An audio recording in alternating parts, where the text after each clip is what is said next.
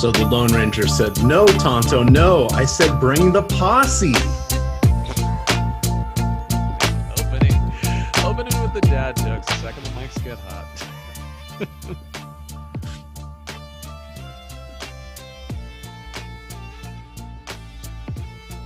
What is up, everyone? Welcome to another hour of NBA content here on the Awesemo YouTube channel. It is time for the Late Slate Sweat and Swap Show, where we're going to talk about the 3-game late slate, as well as the Showdown slate coming up tonight at the end of the night with the Lakers, starring as seems to be the case every single day. But I'm Chris Spags, joined by a man you've seen many times on this channel, a man who you adore, a man who couldn't resist himself from making a bad pun joke the second the mics were hot. He's your old pal, EMac. How are you doing, EMac? I'm doing good. This was a nice little warm up. You guys get me on the super late show twice in 1 week. We've imagined a new way to get me to stay up late. Was it last night or was it 2 nights ago when Tyler sent me the alert and I was like, oh God, I'm actually in bed right now looking at my phone. I'm supposed to be on air. What day is this?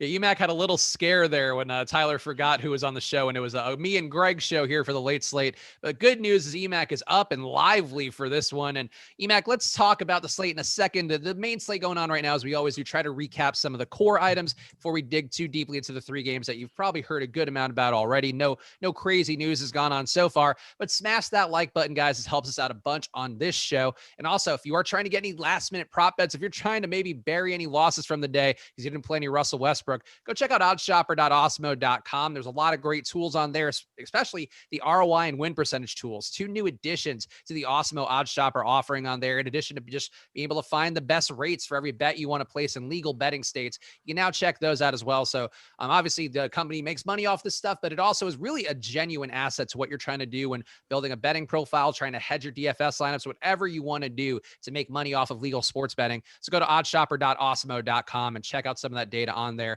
and get in now. EMac, let's talk about the main slate a little bit here, because we were talking before the show.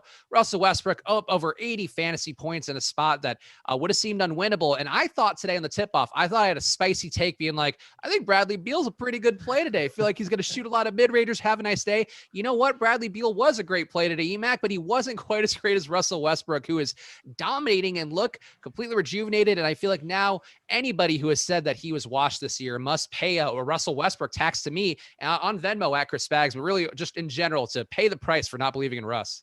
I know Bradley Beal with 43 real points having a disappointing night tonight because he only had 5 assists and 2 rebounds. So I don't know how that works. Oh, and he shot 70 or 66% from the field too. He's having a day. And the thing with Westbrook, too, is he's knocking down threes. I mean, he's rebounding at a high rate. He's kind of having the game. And it's something as the game started, I thought about it briefly. And this is one of those things, EMac, where we never try to predict the matchups too much, or, try to read too much into defense or DVP stats or any of those things. But Westbrook, to me, the game he's having today reminded me a lot of the one that Ben Simmons had that game against Utah where Embiid was out, where he's attacking the rim. He's been able to get rebounds. He's, despite playing super aggressively in a way that Utah's normally not accustomed to, because they can make teams bend to their will.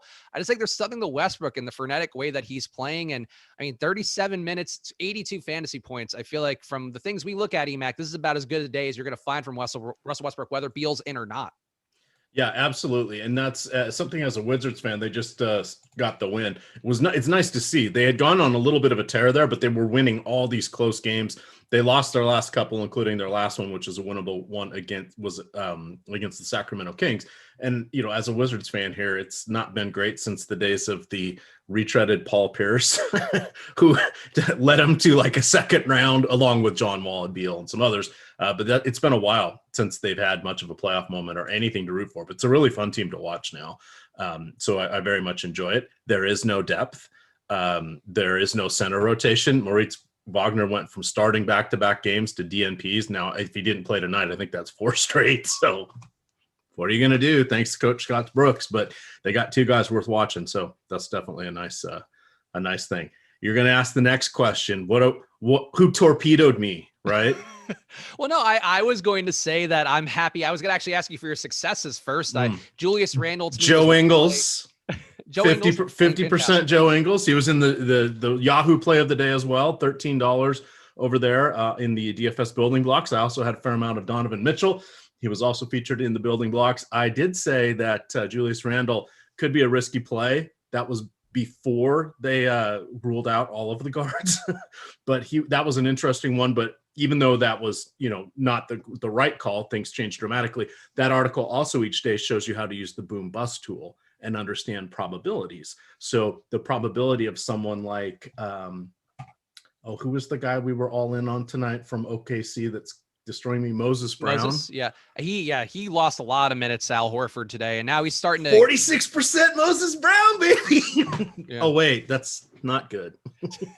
He's salvaging the one play that I feel like really had no right working out. And we're going to talk about the late slate coming up here. We sort of set the table as much as we can with the main slate, talk about swaptimizing, then talk a bit more about the games. Because by this point, normally in the Awesemo show day, you've heard about as much as you can about all the games going on at the end of the night. But in this spot, I feel like Julius Randle is a priority play to me, and that's one that I feel very good about how his results turned out. We were talking before the show that he's assisting at a high level, doing everything. And I just want to talk about this because this is one of those spots that I think we saw kind of the risk and the reward of playing a team that's just short-staffed with the Knicks, where on many of our shows, the tip-off show, the deeper dive, the strategy show, live before lock, we always talk about, this player isn't priced appropriately for what his role is, what his opportunity normally is.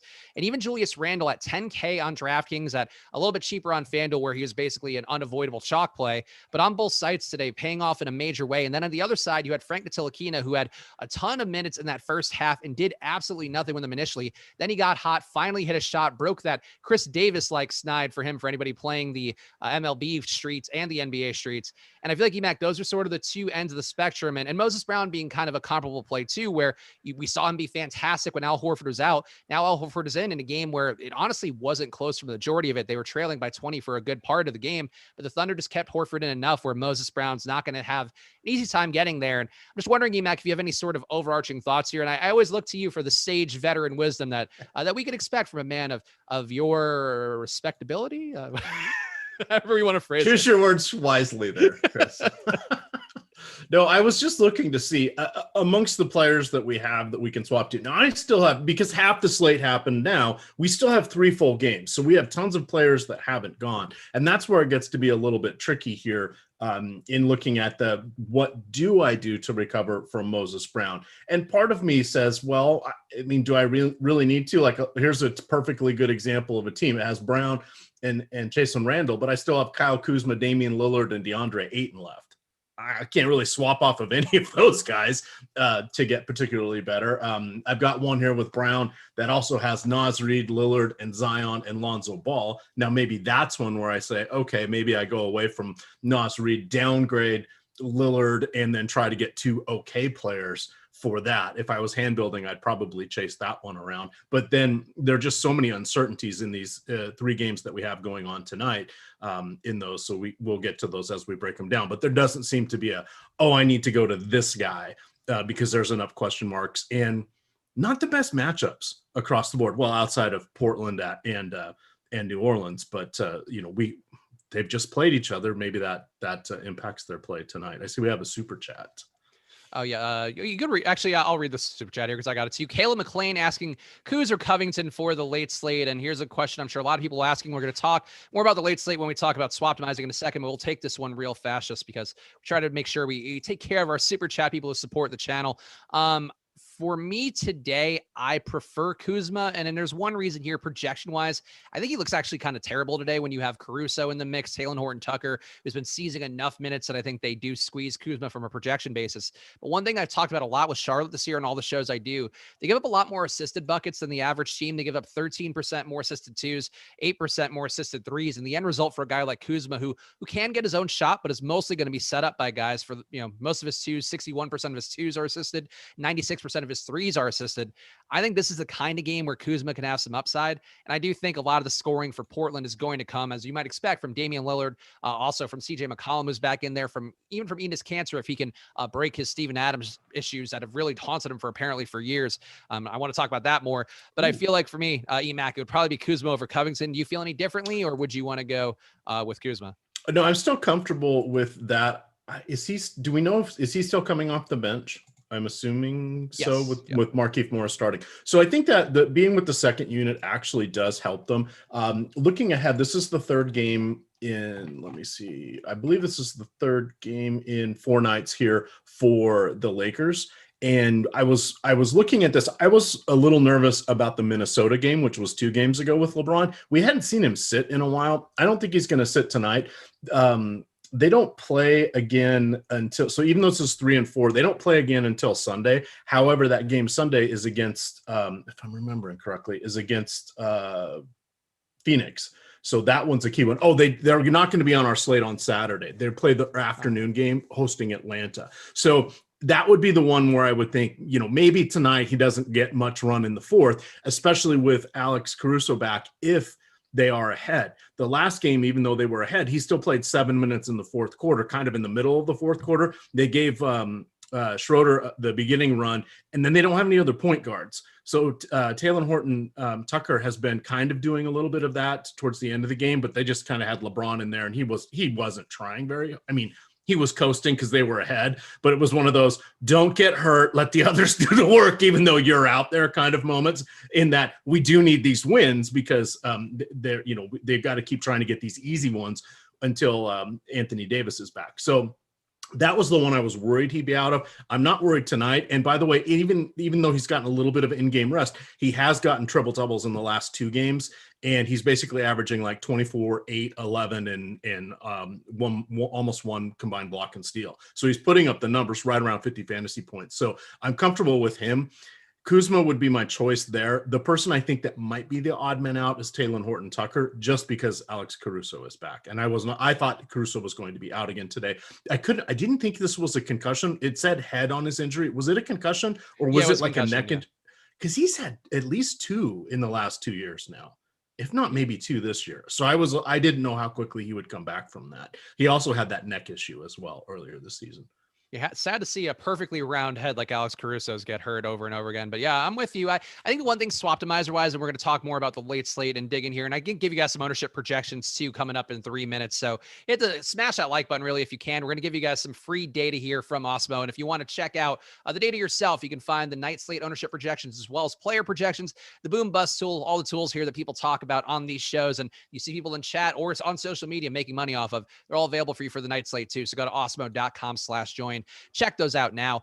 I think the one thing I would say with LeBron, and this is something I felt the other night, and I feel this way again tonight too. If you had the extra $300, I think is the price. Yeah, on DraftKings, a $300 price difference, and you can swap from LeBron to Damian Lillard, and your lineups are dead right now, or they're ones that like you feel good about, but they're maybe a little bit too chalky. I think with the main slate ownership being what was projected, where we had Lillard at under 10%, we had him actually under 8% for the main slate, had LeBron over 20%. I think also honestly seeing the enthusiasm today throughout the chats, including in chat right now for LeBron, I just think people are going to be a little bit under on Lillard. I don't love the situation with McCollum being back, but as I talked about earlier on the tip-off show, one thing that was heartening to me with Lillard was that he was still playing point guard. He wasn't just letting CJ McCollum play the exact same role that he plays. McCollum was being set up by Lillard. Lillard was still dominating every possession, and that may not continue as McCollum gets closer to full health. These guys were basically being each other in the early parts of the year before McCollum had his injury. But I think in this spot, Lillard, to me, has the same upside. I don't trust him to get 50 real-life points again. That's definitely going to be a stretch, even though it is the same matchup today against the Pelicans. But EMac, I'll ask you because I know you seem like you're bullish on LeBron. You said you might not swap, but if you had a $300 and you're trying to just get a bit less owned, get a little bit different from whatever groupings you are with your lineups right now, are you with me that it might be a good move if you have that $300 to go from LeBron to Damian Lillard, or would you just stand pat with LeBron? No, I think going to Lillard is a good one on there. I have on the late slate 19% Lillard and 25% LeBron, 30% DeAndre Ayton. And I know I've got some Chris Paul, so I do like where you're going with that one. Only 10% Chris Paul, and 9% Kuzma. So I'm pretty heavy on 20% Town. So kind of my approximately looks just eyeballing it. Looks like I have about three to four roster spots per team left, which makes sense because I set a cap of 3 max players on any team tonight or from any team tonight. So I got about half of the early slate, half the late slate. Some of my lineups have more from the early, some have more from the late. But I think that is actually a really good call out there. Lillard still feels like he has the best chance to have a really big game. LeBron, I think, has a better chance to get to 40 to 44 fantasy points. Lillard, I think, is a better chance to be 50 or higher, if that makes sense. Meaning I could see Lillard just make it to 38 tonight. LeBron get to 47, 45, 44, somewhere around there.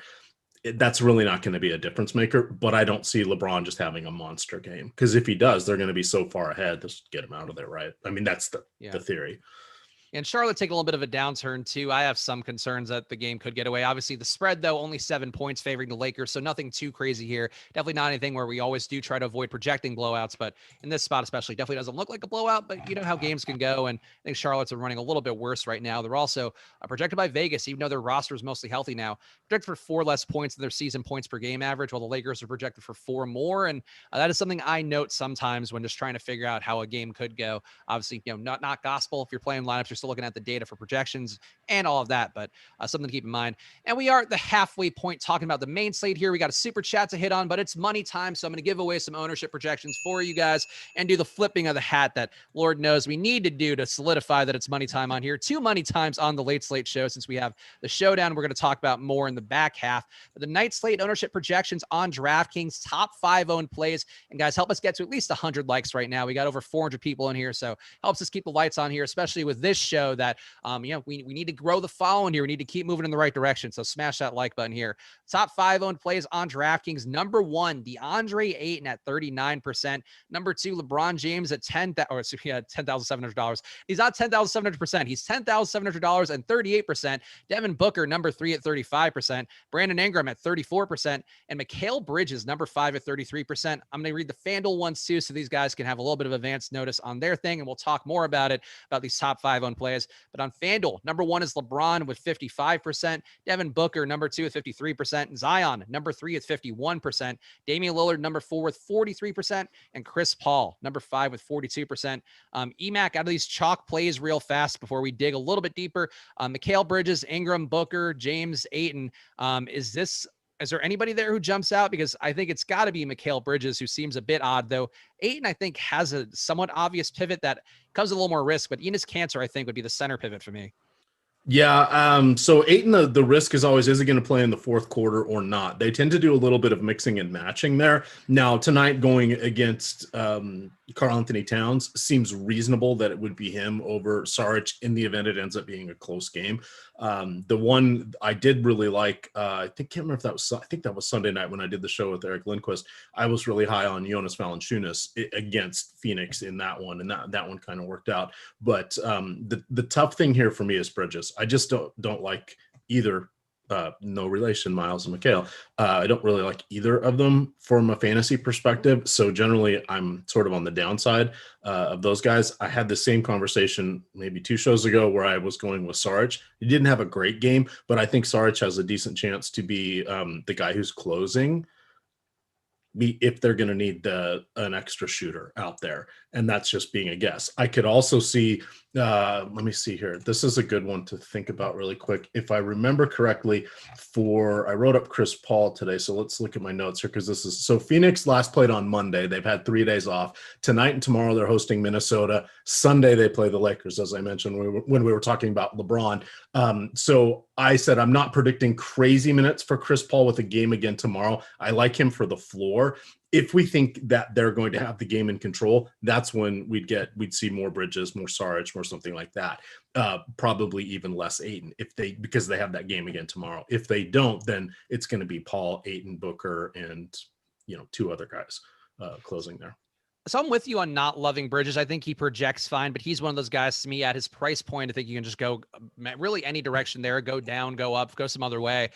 Ayton's the one guy, though, where I'm moving away from him because of the ownership for the night slate. But for the main slate, I did get a good amount of him, and I do like him as a play. I actually have an assload of him. I say assload too much, but I have entirely too much of DeAndre Ayton at center today for the main slate. And I like the spot for him just because I think this is one spot where maybe you can't get away with as much Saric out there because, I mean, Naz Reid, obviously not a guy who's going to kill you inside too much for the backup Minnesota minutes. But if you're putting Saric against Towns for any extended period of time, like, Towns gets the rep for being soft, but he really should be able to gobble up Saric. And Ayton, for whatever flaws he has in terms of just not being as high of a usage guy this year, he's been a stellar rebounder, has been a guy who defensively has made some strides. He's got one of the better defensive ratings on the team this year.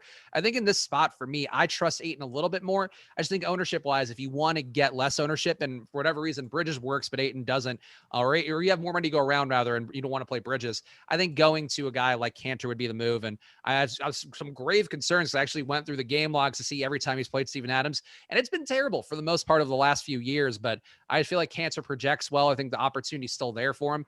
And I think in this spot, Ayton's the clear cut best play, but if you want to get away from him, I think that's okay. And Cantor would be my move there.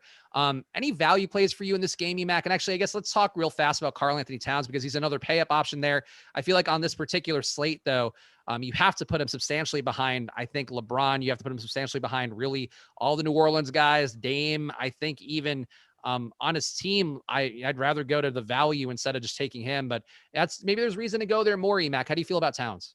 I want to roll with him in this one. I figure that, he's someone that's more or less matchup proof. It just comes down to, is he going to be motivated or not? And by motivated, I just mean he seems to be a guy that gets frustrated out there, doesn't have a lot of help with them. And in particular, I remember watching him in the Wizards game where he just intentionally got 2 fouls in a row because he was just angry. And I think it was 2 games before that, it was the one he had fouled out of.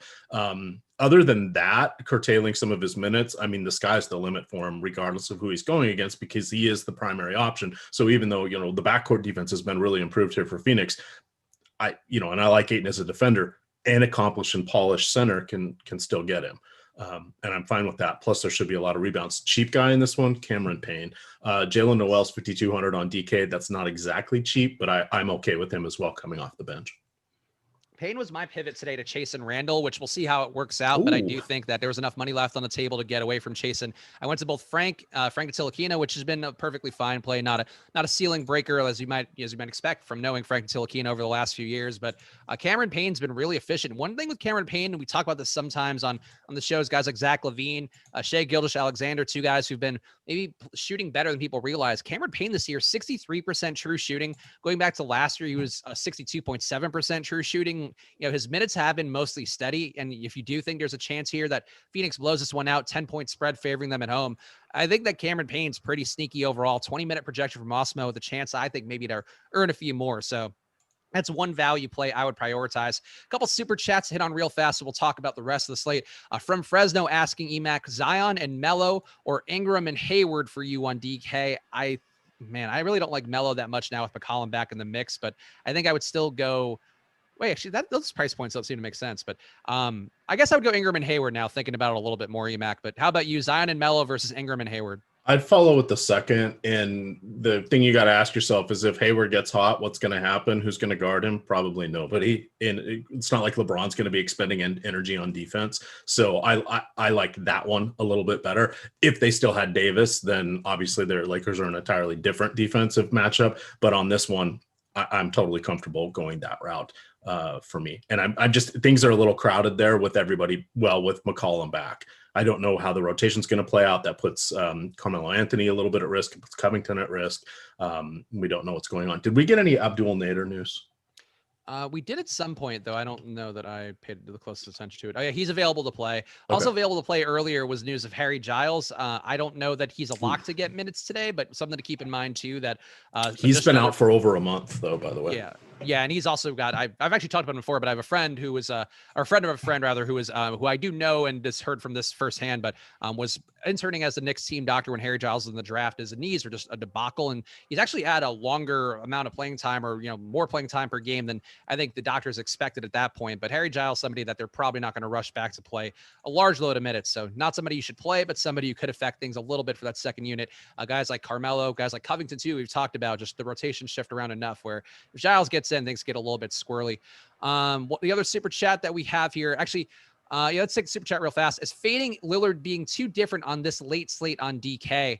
I don't think it's being too different. Lillard is going to be a little bit less owned than some of the other studs out there. So I think if anything, you're actually going with the field. 16% ownership projected for Lillard, which feels low coming off the big game, but I think the field's savvy enough that maybe they're moving away from Lillard, not expecting those same results today. But the end result is he's probably lower owned than he should be.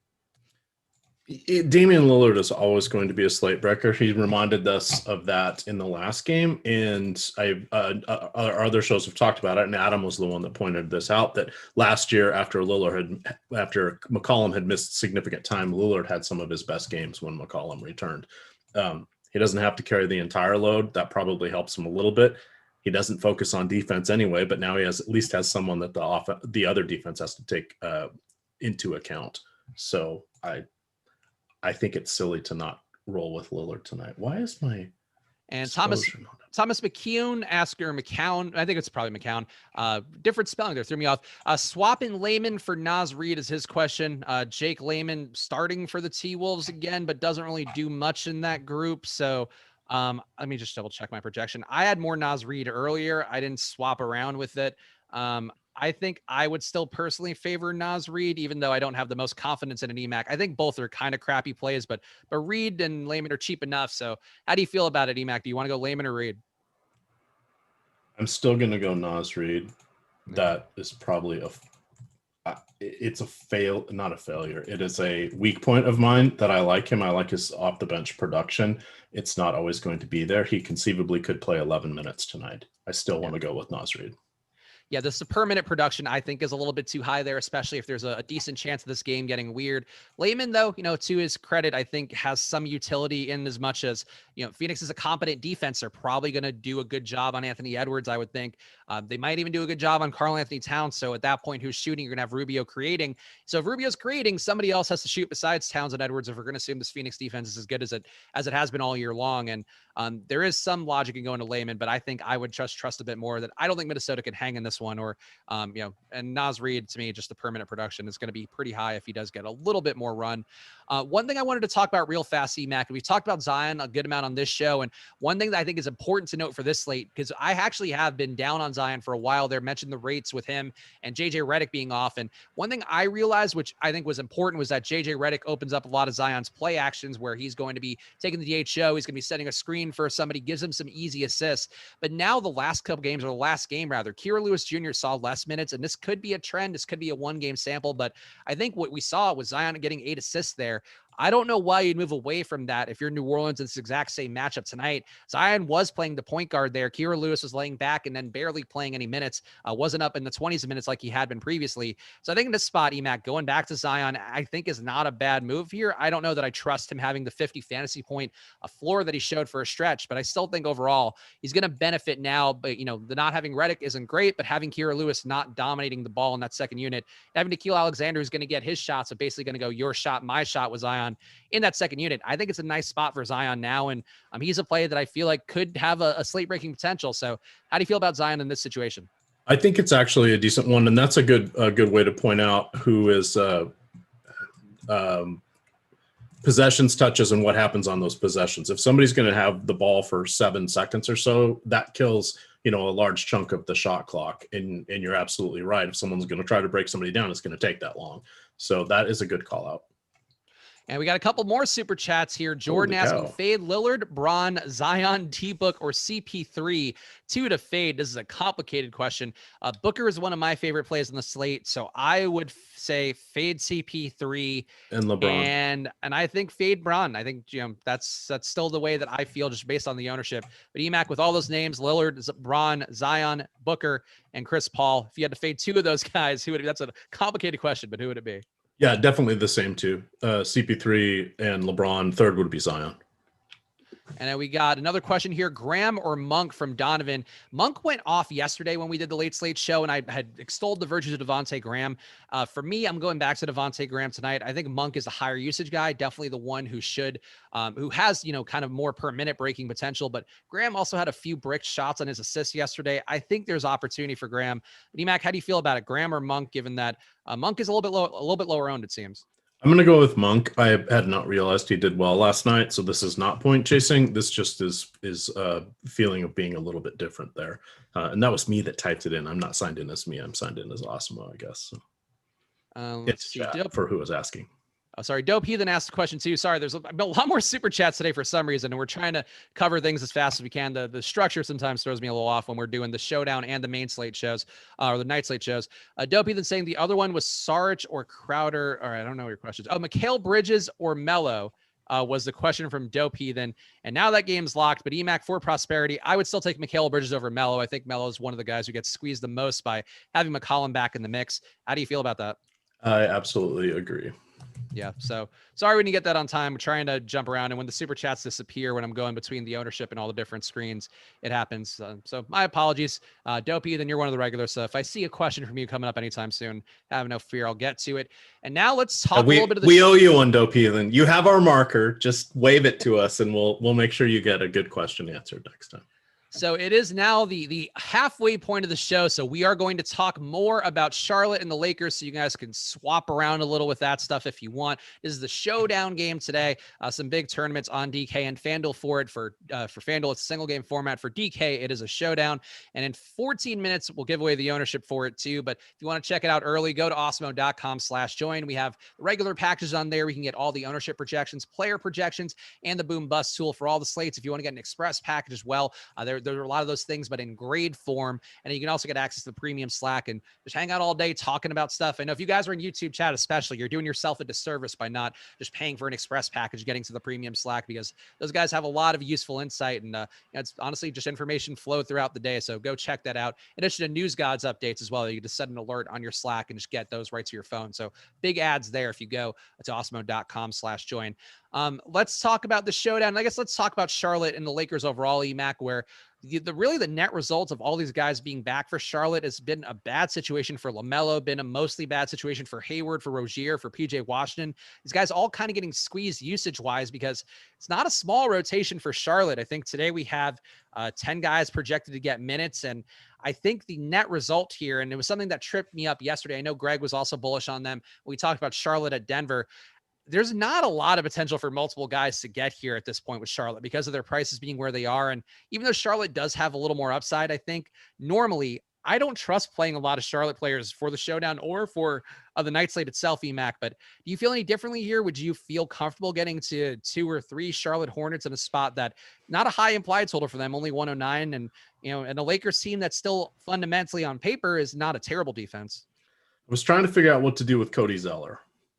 And he has played the last 2 games. He has not gone for more than 20 minutes. He has 18 and 19.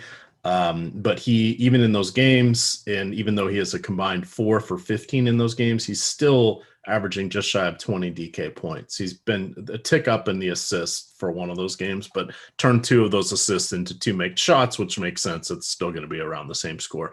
He's the guy I like. Biyombo is the guy that makes me nervous.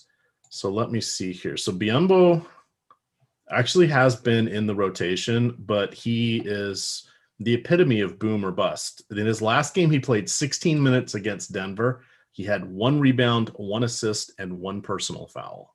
That was it. Game before that, 20 against Sacramento, 10 boards, 6 points, took 5 shots. Against Toronto, the game before that, something in the middle, scored 11 fantasy points. I still lean towards Zeller in that one.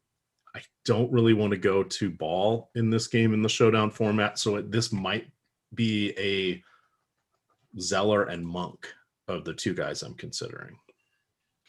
I think LaMelo is the one that I still don't mind getting to. And really, I think if gun to my head, I would still probably think that Hayward and Rozier are the ones, if you're playing a lot of lineups and you ended up with 1 player on the Hornets as part of your core, I think that Hayward or Rozier would be the ones that I think have the ability to shoot outside their depth, to get a little more going on that end.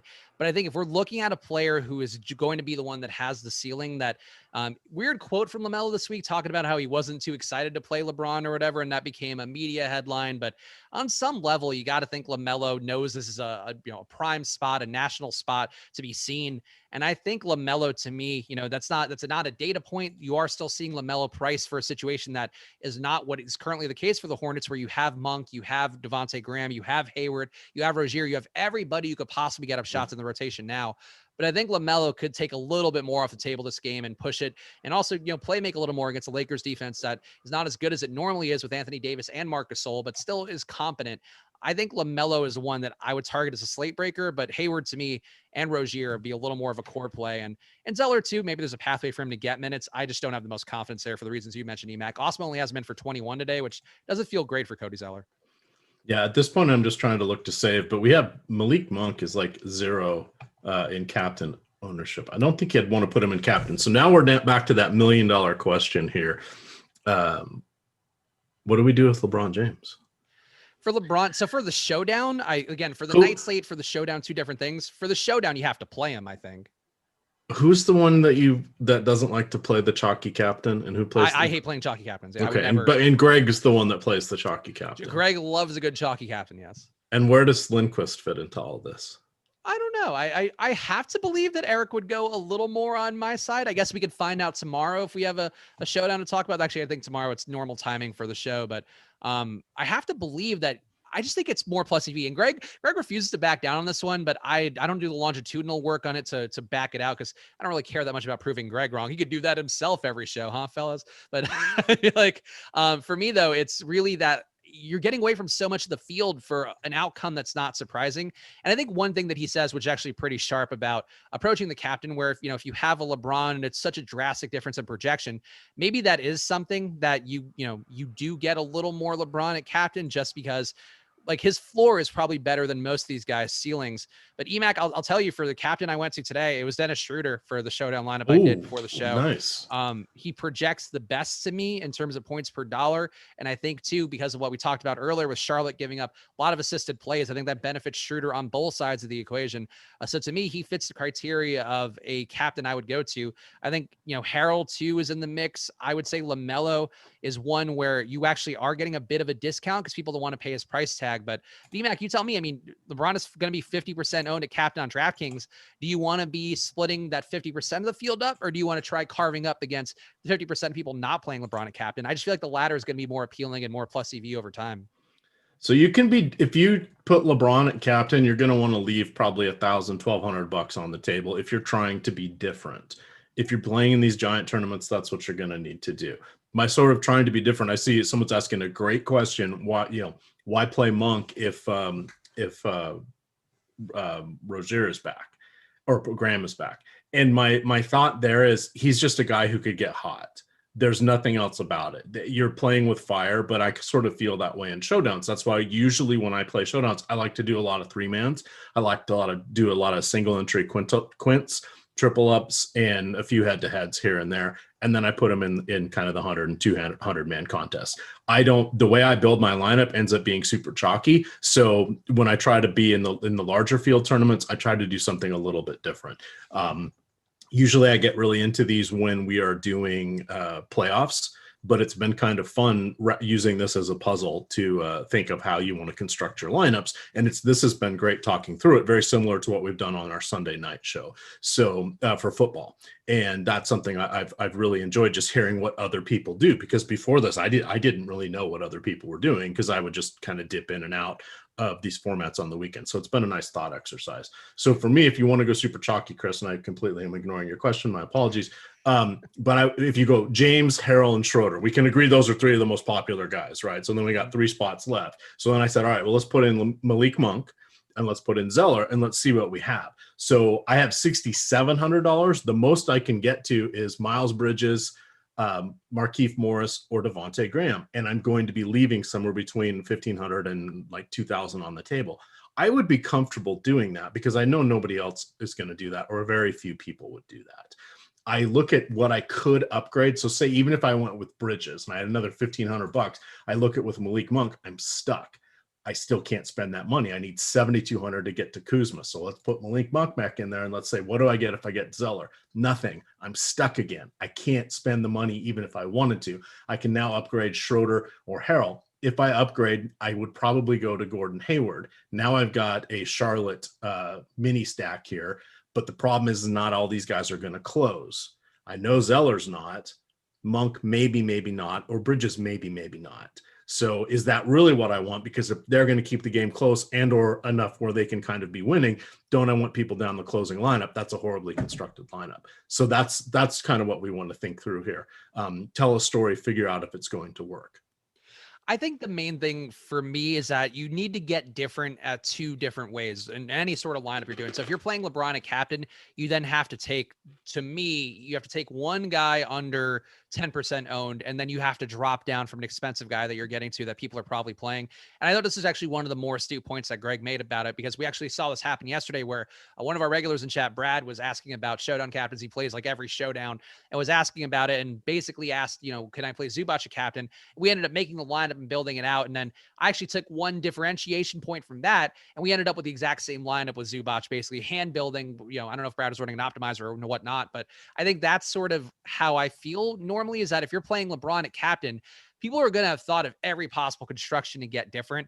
But I think if you get away from the 50% of people playing LeBron at captain, you are then able to at least have half the field, not eliminated, but doing something different than you.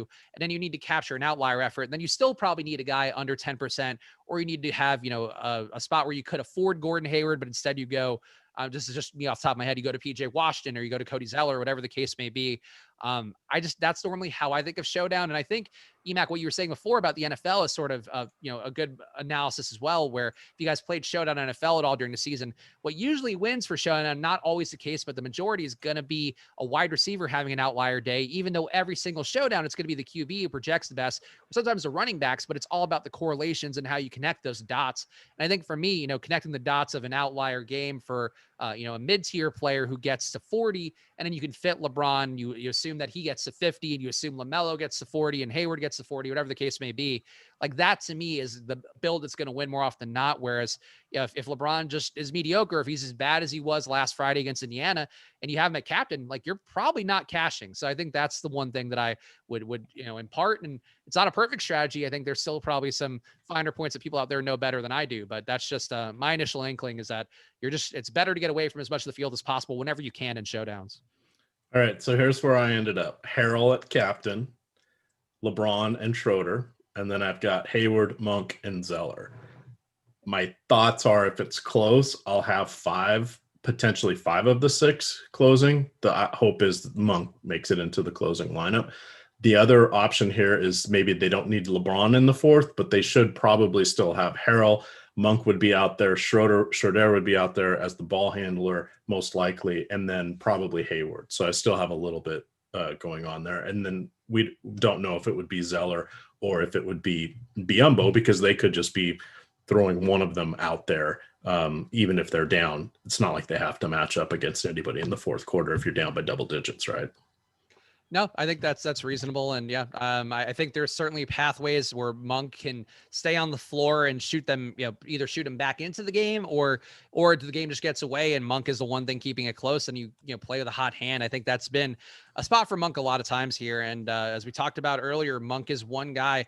I mean, this number honestly seems overall a bit low, but overall under 5% owned for the showdown slate seems a bit little, but maybe even still 10%, even if you're accounting for a 4x outcome there, that's going to be a little higher.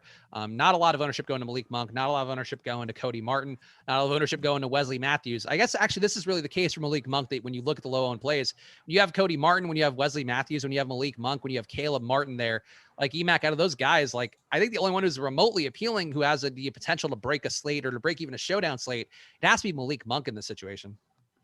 I would agree. Yeah. I'm just looking. Someone said that Harrell wouldn't be closing. So I'm just going to look at the last four games. So 4 games, if it's close, is what they said. So 4 games ago, he played almost all of the fourth quarter. It was a game that the Lakers ended up losing by 3. And for most of the game, or most of the fourth quarter, they were tied or down by 4. The game prior to that, and I don't know the answer, which is why I just wanted to quickly walk through this with all of us so we could see it. The game prior to that was against Indiana. That was a 5-point Lakers victory. They were ahead by 4 or 5 most of the quarter. The first half of the quarter, they were down by 12. So they came back. And Harrell played the entire fourth quarter, except for 30 seconds at the end. The game prior to that, he barely played in the fourth quarter. They were up by 30 by 30 points. They won 128-96. And then the last game, Harrell played almost the entire fourth quarter. The Lakers were up by, probably averaged about a 12-point lead for most of the fourth quarter. So 3 of the last 4, he's played the fourth quarter. This could be situational, and this isn't a I'm right, you're wrong. No, not at all. I don't crawl around the box scores and rotations. Adam, Josh, Eric Lindquist, Greg, those are the guys that go through these all the time and know them like the back of their hand.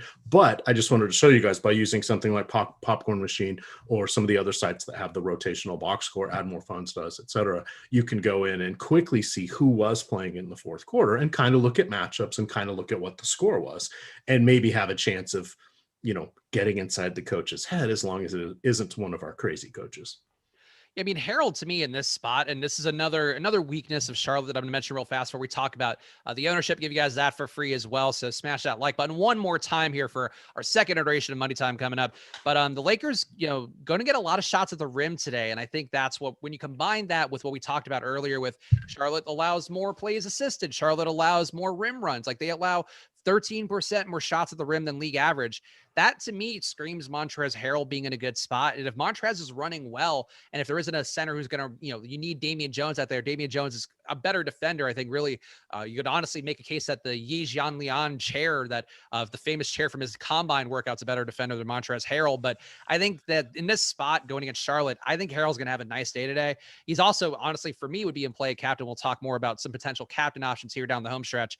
But I think in this spot, I think Harrell can earn the closing run. And it's not a matter of, he just never closes. It's that when you have somebody who's going to really threaten him and make him look completely out of place, then he won't close.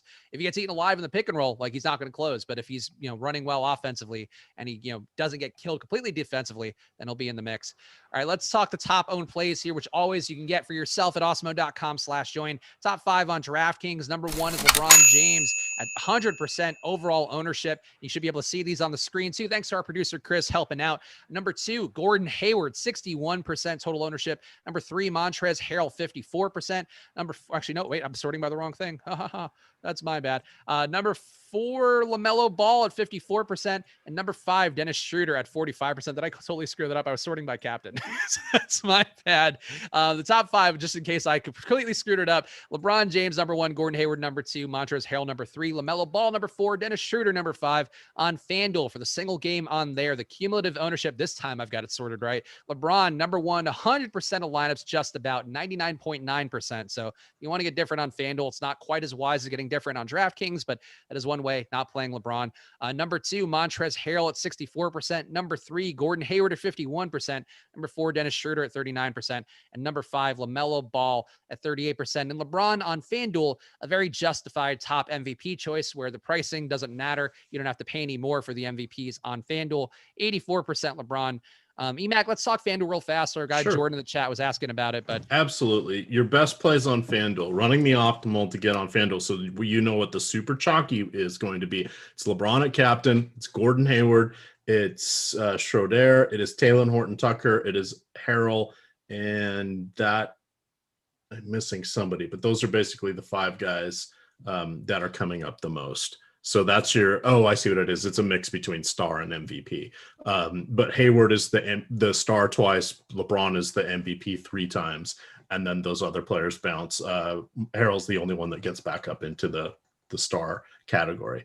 Now, if you're looking at the popularity against that, I don't see any way you don't have LeBron as the star. Again, I play super chalky builds, which makes it even worse for me on FanDuel. So when I'm on FanDuel, I like to join their 100-man contests or their 20-man contests.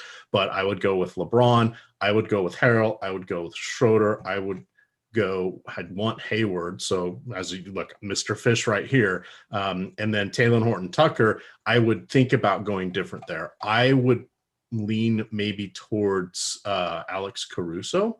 He is 7,000. Talen Horton-Tucker is also 7,000. That would be my pivot there.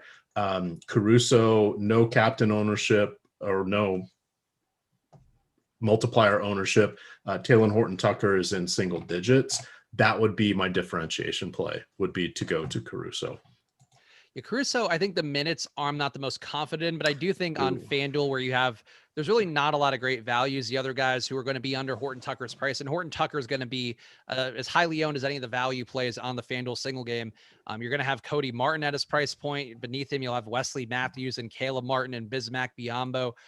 Damian Jones also, I feel like maybe you could make a case for Damian Jones or Kentavious Caldwell-Pope. But I agree that, taking Caruso, hoping that he takes enough of the ball handling duties away, that Horton-Tucker then becomes the issue that I have is I just don't know that Talen Horton-Tucker is going to be beaten by Caruso in overall fantasy points. Like, I think Caruso is the one who's going to hurt his potential, to have the upside that he wants or that you want him to have at 26% owned on the FanDuel single game, to be clear. Like, I think Caruso can hurt him. I just don't know that Caruso can actually outscore him, which I think are 2 different but important distinctions. Yes, and I think that's fair. And I think the only way Caruso outscores him by much is if Horton Tucker just doesn't get the minutes, or there's not those 7 minutes in the fourth quarter that end up on him like they've done where we've been seeing they've been going really down to the dregs of the bench when they've been able to. With Caruso back, I don't know that they'll do that. Alex Baker is projecting Alex Caruso for 18.1 minutes. That's going to work out to about a fantasy point per minute for what it's worth. Someone was asking that in the chat. Yeah, that feels a little lofty, but that's just my gut. But they look alike. Yeah, that is true. There's that kinship. So Alex is obviously completely biased when it comes to Alex Caruso. It's just because of the physical resemblance on there. And I'm sure he loves his Manscaped ads as well. I think, to me, if I were going to pivot off of Horton Tucker, I might just take one of Caldwell Pope or Damian Jones. I think Caldwell Pope is really the one, another guy who could benefit from being set up well with shots. At $6K, you're saving $1,000 and you're getting, 5% to 10% less ownership. I think that's the move I would consider making. But Horton Tucker really is going to be the highest owned value play. That's the main thing to keep in mind on FanDuel. EMac, for captains on DraftKings, let's go back there because I think there's a little more meat on the bone to discuss here in the final minutes. What captains are viable to you besides LeBron? Like, LeBron's the obvious one. We talked enough about earlier the merits of not playing the chalk captain or playing the chalk captain. And I feel like, you can make a case for Gordon Hayward. You can make the case for Terry Rozier at much less ownership and a comparable price. Who would you make the best case for, I guess, to be a captain? It's not LeBron. I think you have it in your lineup, Dennis Schroeder. And then I think I would still go with Harrell, but they are getting a little bit more of the ownership. If I'm going with a non-Laker captain, that gets to be a very good question. And I think I would roll the dice on Scary Terry. Yeah, Terry Rozier is the one guy I feel like Gordon Hayward is. Yeah, this is gut call. This is this doesn't feel good. And I'm waving goodbye to the money, but it could pay off with a nice little 5X. If you're going that route. Rozier being half as owned at captain as Hayward, that just doesn't seem right to me. And I get there is a little bit of a price difference, and maybe having Gordon Hayward makes lineups make more sense than an optimizer because he's a little more expensive. He fills up that cap space that you normally do want to try to fill up as much as you can, other than what EMac mentioned earlier, where some situations you could leave money on the table. But Rozier at 5% ownership, and knowing that he's actively broken slates not that long ago, within the last few weeks and in the last month, more than you could probably count. I feel like Terry Rozier would be. I like Gordon Hayward's overowned to me at captain. If this is going to be correct, he's going to be 11%. Like, I don't mind Gordon Hayward conceptually, but he shouldn't be twice as owned a captain as Terry Rozier is. Like, I don't think he has the captain performance 2 times more than Rozier does. No, I totally agree with that. So yeah, Rozier, an interesting one there to keep in mind. As EMac mentioned and I mentioned earlier, Dennis Schroeder is my captain choice for DraftKings Get Different. I do think Montrezl say it right though. You didn't say it right. Captain, my captain. Come on. I'm not doing your bits. I do my own bits. I'm always creating them on the fly. That's, how Dr. Ben Rasa became a doctor. I thought it'd be funny to call him Dr. Ben Rasa.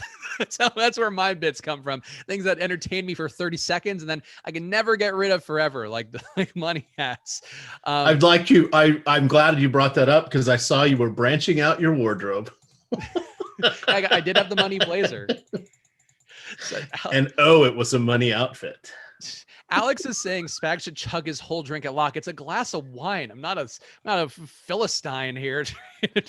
I'm gonna drink my Yellowtail crappy wine here at a leisurely rate. Actually, I love Yellowtail. It's my favorite cheap wine by far. If you are a red drinker like I am most nights of the week, it's Tannin Thursdays, EMac. That's what we're celebrating. Yeah, I don't like wine.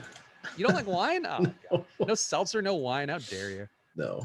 Here we go. No, I had ice cream tonight. The choice was the last beer in the fridge or ice cream. I chose ice cream, so there we go. Can't go wrong with ice cream. I'm with you. It is the Fred Van Elite Fan Club. That link that's in there will get you to our DK league. Join that. I've just posted it for tomorrow night. Win that with the Awesemo avatar. You get 30 free days of Awesemo premium content. This is the best deal on DK. It's a 10% rake because it's user generated. Almost always 2 or 3 people forget to set their lineup, so they don't even have an active roster. And then I have to play Fred Van Vliet. Guess what? He's active now on a minutes limit. So there's more towards the rake. Plus it's like getting, a $90 value. It's just $1. Top 20 are paid out. Enjoy. And then Melissa asking a question, the premium Slack real fast. If one guard spot remaining with Schroeder at 1.65x, is he the best choice remaining with players such as KCP and Taylor Horton-Tucker? Let me just double check to make sure. For me, he, I think, would be. And who was it again? For Schroeder with the, I forgot what his multiplier was already. It's Schroeder with a 1.65x multiplier. Horton-Tucker has a, where did he go? I'd take Schroeder. We're talking super draft, right? Yeah. Horton-Tucker's got a 1.85x, which looks fine, but the projection is still 13 points shy. And then KCP is at 1.95, but these guys are both still like 15 points less than the Schroeder projection. So Awesemo has him at 50.5 fantasy point or 50.5 super draft fantasy points. I think for me, it would probably be a little bit higher even. So Schroeder would be the best play out of those group, though. Ownership and all that may be worth considering. But at super draft, I tend to think just play the best plays more than any other site or as much as any other site. Alex Chester had a nice comment for you. He said that was a real pinky up bitch response. He's been like half trolling throughout the show, complained about us killing the edge on night slates. I don't know if Alex is friend or foe, but that's sometimes you just got to be a gentleman and not chug red wine at 7:30 p.m. on the West Coast. Like, I'm sorry, I want to have or make a funny comment that I'll say on air. That's the other option. So pinky's out. Look, I have no problem putting a pinky out. I was drinking Truly's on here. Somebody yesterday was like, "Oh, that's not a man drink." Like, what am I on? You're not drinking Claws? No, I actually have moved off of the Claws lately. I got sick of them. I got burned out early in quarantine by drinking like a 12-pack of them every couple of days. In your beer pong? Your Claws pong days? No, those are also behind us. My girlfriend got tired of being objectified by random guys on Twitch. So we both had things that made us tired earlier in quarantine. And Alex, no worries, buddy. I'm just busting balls back. It's fine. We usually can tell the difference between guys who are actively being shitty and guys who are just being fun shitty. And you're firmly safe on the latter of those. Here we go. You know what Spags harem is called, guys? Over under saying a 5-1 Charlotte stack. Wait, what was I? Did I miss a joke? I'm sorry. I was reading. No, I was going to. I didn't realize we're this close to lock. I'll say it after lock. I guess this was a question from Eric Johnson too, saying is a 5-1 Charlotte stack getting all the money, and then over under said that it was meaning that you're going to be depositing tomorrow. I'll never get too mad at a contrarian build that gives you, some way to get different from the field. And going 5-1 Charlotte, I presume the one is LeBron. As long as the one is LeBron, I think it's not a crazy move. Or honestly, even if it's Schroeder or it's Harrell, like it's not a crazy move. It's not. Projection wise, like you're probably getting off the beaten path of the optimal projection by a little bit too much. But for showdowns, especially, like you can get creative with them. You shouldn't leave a ton of money on the table necessarily. Like you shouldn't leave like $5,000 per slate. But I do think getting weird with, loading up on a team that people aren't going to play EMac, like that's perfectly fine, whether it be for football, for basketball, really, maybe not for baseball, for at least those showdowns. I think it's pretty solid. And this would be one where Rin Pack or my old co-host at 3 different sites over 6 years, Fast Eddie Fair, would say it's not going to work very often, but when that does work, you are going to be alone rocketing up the leaderboard. Mm-hmm. You just have to be ready for it the 5-1 Charlotte stack to not work very often. Yeah, I probably wouldn't play that as my one entry there, because if I'm putting in one entry, I want to get different, but I want to still be within the realm of, concise logic or, commonly accepted logic. But I think, if you're playing a bunch of lineups, especially even if you're playing a 20 max, like putting in a couple that are they would never pop up in optimizer, but you have guys that are playing rotational minutes, guys that have secure roles. I think there's never anything wrong with that. I certainly wouldn't begrudge it at all. DJ Johnson saying, I'll never forget the guys who called Jordan Poole goats. People forget. I'm mad that the Jordan Poole night became like the Nico Mannion night for me became the Jordan Poole night. And I like Jordan Poole too, but Nico Mannion's the one. He's in the rotation every day too. And people don't give any love to my little redheaded pal, Jordan Mannion. the Andy Dalton of DFS, Jordan Mannion. He's a little better than that. Nico Mannion? Nico Mannion's playing every night, man. But you said Jordan Mannion. Yeah. No questions in Slack. I think we got everything. We got 1 minute left to lock. Any final thoughts, EMac, now that we've gotten through the show, we've survived, and we can live to fight another day, and you don't have to do a show tomorrow for the late slate. So lucky you. Yes. Finally, a Friday you guys are going to be without me. It'll be a rare moment, but I'm looking forward to that. So I would like to thank all the people that made that happen. No, I'm just looking. Someone was saying overlay. I didn't see. It wasn't on DK. There may have been some on FanDuel. Another person pointed out that sometimes, not always, sometimes you can find some overlay in the fourth quarter and second half contest, especially on random nights where it may not be a great game. You still have to monetize it, and you've got to be paying attention to the game. You can't just blindly click players, because in the second half, you really need to know the flow of the game, rotations. And then when you're playing the second half, the fourth quarter is wildly important. If you're playing fourth quarter, that probably means you're already watching the game. You know who is probably going to be in those final rotations, or can at least get 4 of the guys that should play the majority of the fourth quarter. That's the way to succeed there. There you go. So a little bit more edge for you guys. I'll be back tomorrow with Eric Link, who's in the chat right now. He's also got a live before lock stint tomorrow on the main show with Terry. So tune into our pal Eric as well. Follow at EMac DFS. Follow at Chris Spags. Follow at Awesemo_com. We've got giveaways as well as all the content on the YouTube channel and on the site in a given day. And we appreciate you guys tuning in. So have a great night and good luck.